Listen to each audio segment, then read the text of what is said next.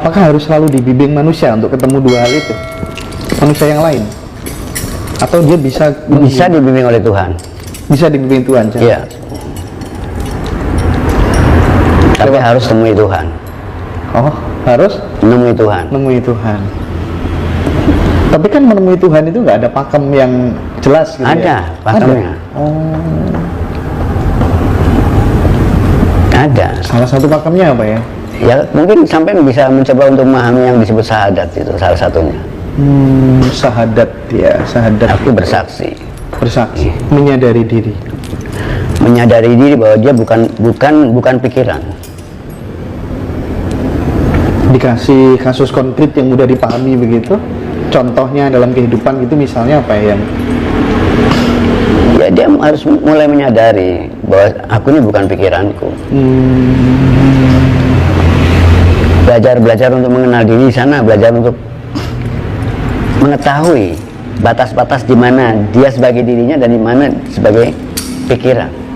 Harus bisa ngomong pikiran gitu lewat kesadaran yang murni gitu atau gimana? Pada awalnya bukan ngomong, harus karena manusia itu sebelum manusia bagaimana bisa ngomong dia sendiri sedang dalam perangkap pikirannya.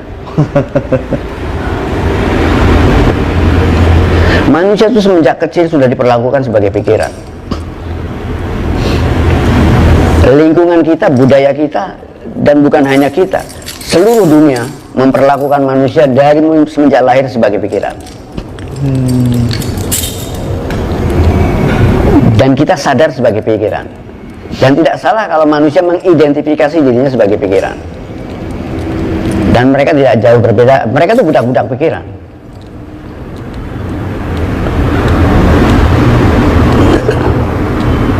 Maka bagaimana kita keluar dari pikiran?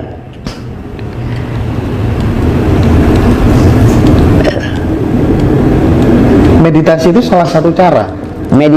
Meditasi salah satu cara kita membuat jarak dengan pikiran. Membuat jarak dengan pikiran. Ya. Dengan adanya jarak kita bisa memantau, bisa membedakan mana aku dan mana pikiran. Bisa nggak diasumsikan begini? Misal pikiran itu adalah kuda yang liar, sementara diri kita itu adalah pemilik kandangnya gitu. Penunggangnya. Penunggangnya. Iya. Oh. Tapi saat ini manusia yang ditunggangi. Saat ini manusia yang ditunggangi oleh tunggangannya. Atau dengan kata lain, manusia itu sedang menunggangi kuda yang liar sehingga terseret tanpa terkendali. Jadi manusia itu hanya sebagai makhluk-makhluk yang terseret oleh tunggangannya.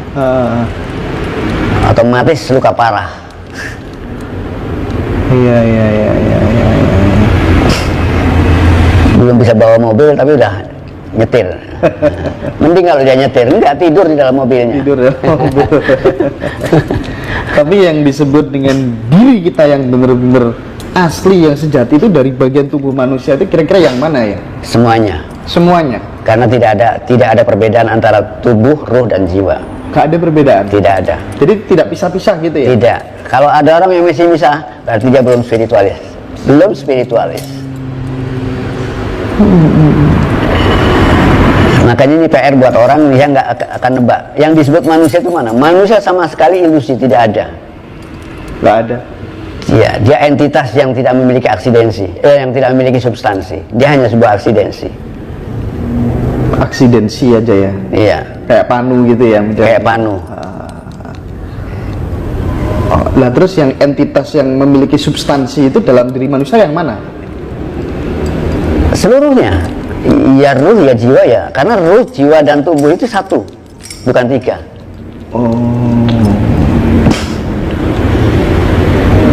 Cuma yang nggak membuka dulu ini. Iya. Kenapa satunya?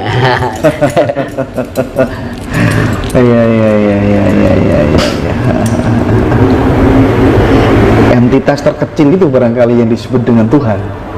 Sumber dari entitas-entitas yang ada itu dalam diri manusia. Yang paling nyata itu Tuhan itu sendiri. Manusia nggak? Manusia itu hanya panu tadi. Ilusi. Iya. Hanya aksidensi. Dia nggak ada. Dia tidak memiliki sumber. Tidak bersumber dari Tuhan juga. Manusia itu bersumber dari pikirannya sendiri. Bahkan bukan pikiran yang asli dari anu, dia bersumber dari kecerdasan artifisialnya, kecerdasan.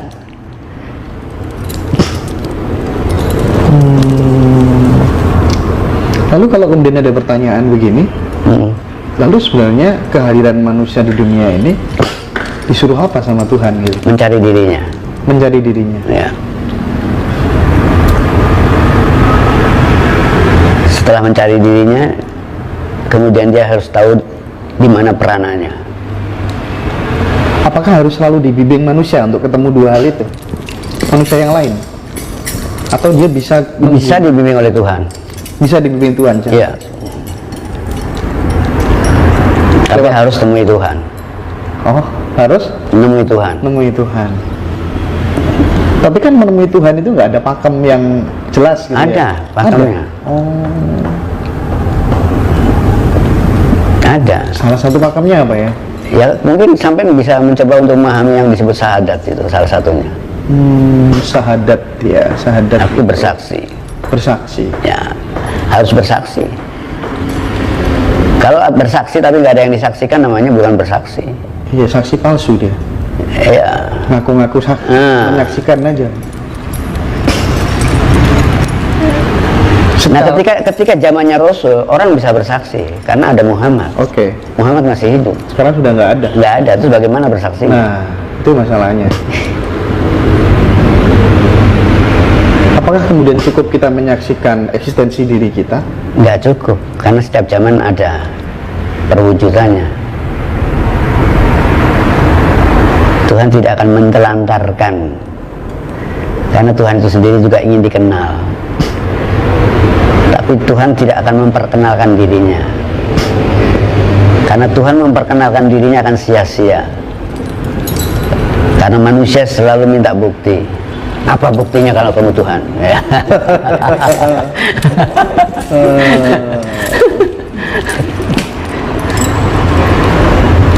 Dan kalau dia mampu buktikan, coba buktikan lagi, bikinkan aku rumah, gitu. Misal gini ya, kita memahami syahadat ya. Kan di situ ada Allah, ada Muhammad. Bisa nggak kita bikin semacam konklusi begini, misalnya wadah kita itu adalah Muhammad, yang menghidupi itu adalah Allah, bisa nggak? Bisa. Sekarang orang yang mengaku diri sebagai wadah Tuhan, mampu nggak dia menjawab pertanyaan-pertanyaan tentang Tuhan, tentang kenyataan, tentang kematian? Kalau dia nggak mampu menjawab pertanyaan-pertanyaan tentang pertanyaan substansial tentang kehidupan, berarti hanya ngaku-ngaku aja. Sama dengan sampean tanya sama Wildo tentang Wildo, Wildo bisa menjawabnya. Nggak salah kalau Wildo ngaku Wildo. Iya. Orang bisa saja tanya, bisa ngaku aku Tuhan, dalam diriku ada Tuhan.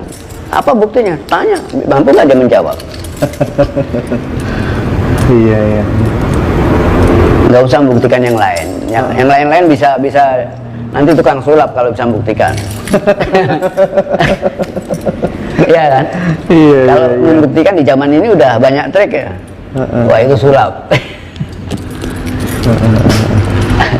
Sulit membuktikan di mana, apalagi di medsos, semua bisa diatur. Kalau menurut yang Wildo sih, penting mana sih dunia sama akhirat itu? Apa bedanya?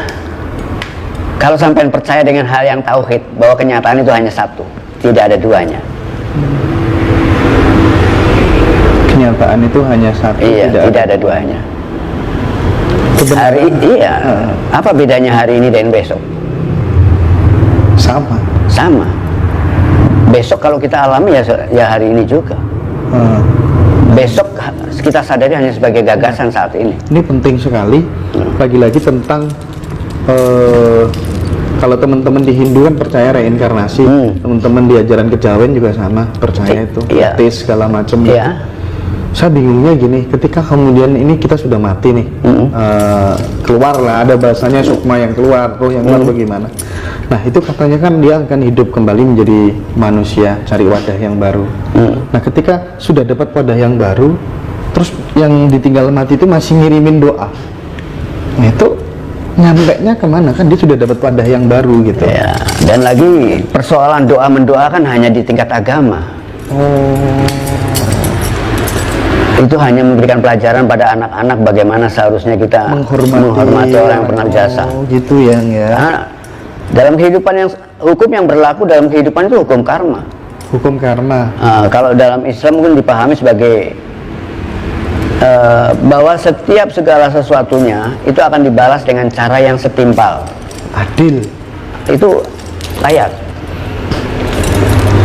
Mendapatkan balasan dengan cara yang setimpal adalah karma. Kalau sampean pernah dicuri atau kalau sampean pernah mencuri, sampean akan dicuri. Karena balasan yang setimpal itu. Yang menentukan itu semua ya perbuatan kita sendiri. Kita sendiri. Semua yang ada di alam semesta ini sudah ada ketentuan dan semuanya berjalan sesuai dengan ketentuan tadi. Kematian nggak jauh beda dengan tidur.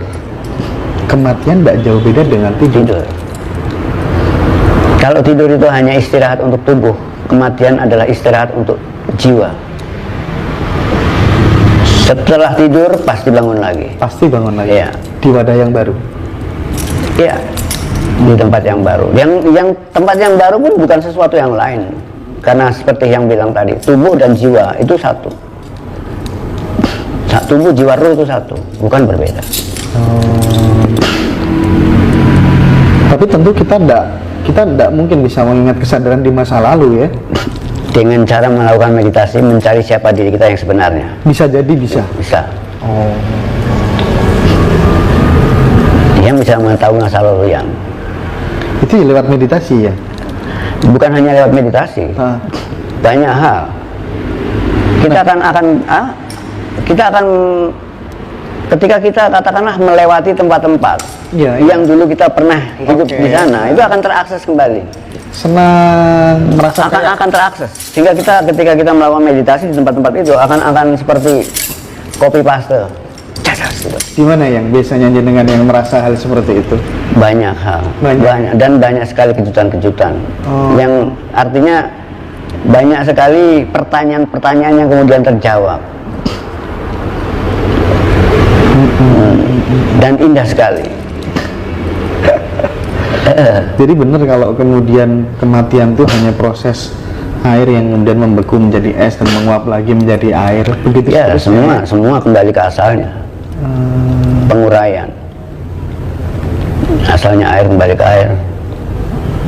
Asalnya udara kembali udara. Nah, kalau kemudian kan ini ada kasta-kasta itu, ada Brahmana, ya kan, Sudra, Ksatria gitu. Itu ketika kita di dunia selalu berbuat baik, pasti kita akan dilahirkan di yang baik sesuai amal perbuatan kita atau bagaimana? Dalam masalah karma itu sebetulnya tidak ada baik dan buruk. Baik dan buruk itu menjadi ada karena penilaian dari pikiran. Termasuk halal dan haram barangkali? Iya. Di sana nggak bisa diukur. Perbuatan yang sampean anggap baik bisa saja berakhir dengan keburukan. Iya. Salah satu contoh seperti mungkin kalau sampean pernah lihat kontennya yang banyak sekali yang punya murid yang punya pengalaman-pengalaman buruk awalnya dari perbuatan-perbuatan yang baik, karena dia pernah menolong orang yang celaka, ya kan baik menolong yang celaka. Betul. Nah, untuk membalas kebaikannya kan dia harus mendapatkan celaka dulu.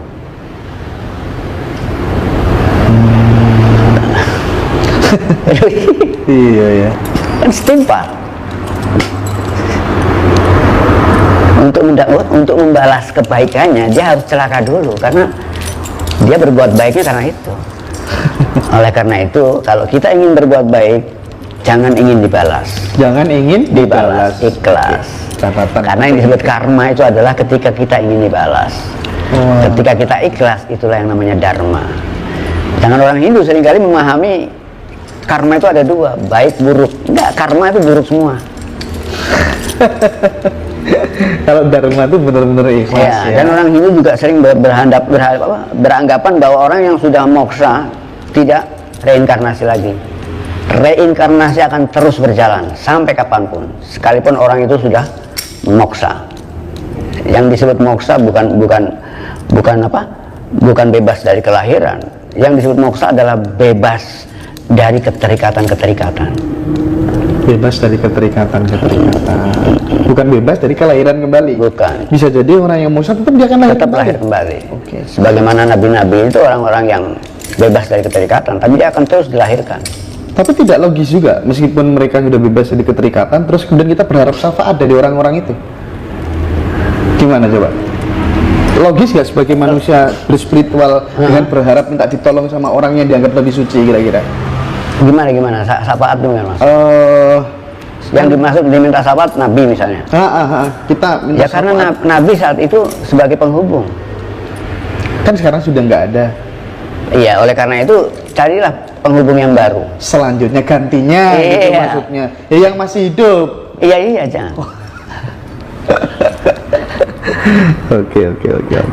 Karena itu sebagai pewaris ya yang ya. Iya, karena dia ya sama seperti kalau sampean mau telepon tanpa satelit gimana? Bener. Sekalipun teleponnya sampean canggih, kalau satelitnya sinyalnya rendah gimana? Nggak bisa berhubungan. Sekalipun satelit itu ada di luar sistem kita, tapi dia sangat penting buat keberadaan kita. Iya. Karena fungsi Nabi hanya sebagai satelit, penghubung, bukan yang dihubungi. Nah, dalam menjalani fase kehidupan itu terkadang kita beranggapan bahwa yang menentukan takdir, nasib itu ternyata Allah katanya. Tapi sebatas yang saya yakini gitu, yang menentukan nasibnya manusia itu ya manusianya sendiri. Memang betul. Bahkan yang membuat hukum pun manusia terhadap dirinya.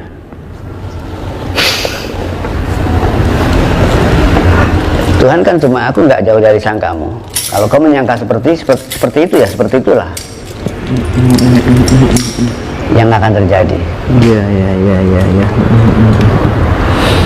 Jadi masuk akal itu kalau kemudian ya kita ikhtiarnya, usahanya luar biasa, ya dapat yang luar biasa juga.